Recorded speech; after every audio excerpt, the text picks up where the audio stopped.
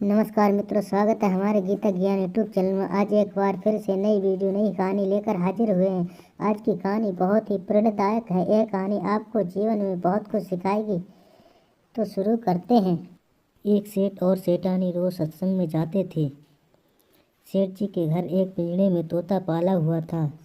तोता एक दिन पूछता है, सेठ जी आप रोज कहाँ जाते हो? सेठ जी बोले कि सत्संग में ज्ञान सुनने जाते हैं। तोता कहता है, सेठ जी संत महात्मा से एक बात पूछना कि मैं आज़ाद कब होऊंगा? सेठ जी सत्संग खत्म होने के बाद संत से पूछते हैं कि महाराज हमारे घर जो तोता है उसने पूछा है कि वो आज़ाद कब होगा। संत जी ऐसा सुनते ही बेहोश गिर जाते हैं। सेठ जी संत की हालात देखकर चुपचाप वहाँ से निकल जाते हैं। घर आते ही तोता पूछता है, सेठ जी संत ने क्या कहा? सेठ जी कहते हैं, तेरी किस्मत ही वो बेहोश हो गए। तोता कहता है, कोई बात नहीं सेठ जी, मैं सब कुछ समझ गया। दूसरे दिन सेठ जी सत्संग में जाने लगते हैं। तब तोता पिंजड़े में जानबूझकर बेहोश होकर गिर जाता है। सेठ जी उसे मरा हुआ मानकर जैसे ही उसे बाहर पिंजड़े के बाहर निकालते हैं तो वो उड़ जाता है।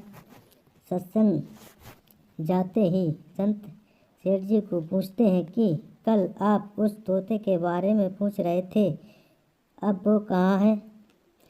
सेठ जी कहते हैं, हाँ महाराज, आज सुबह सुबह वो जानबूझकर बेहोश होकर गिर गया। देखा कि वो तब संत ने सेठ जी से कहा, देखो तुम इतने समय से सत्संग सुनकर भी आज तक संसारिक मोह माया के पिंजड़े में फंसे हुए हो, और उस तोते को देखो बिना सत्संग में आए मेरा एक इशारा समझकर आज़ाद हो गया। दोस्तों, इस कहानी से तात्पर्य है कि हम सत्संग में तो जाते हैं, ज्ञान की बातें भी करते हैं, सुनते भी हैं, पर हमारा मन हमेशा सांसारिक बातों में उलझा रहता है।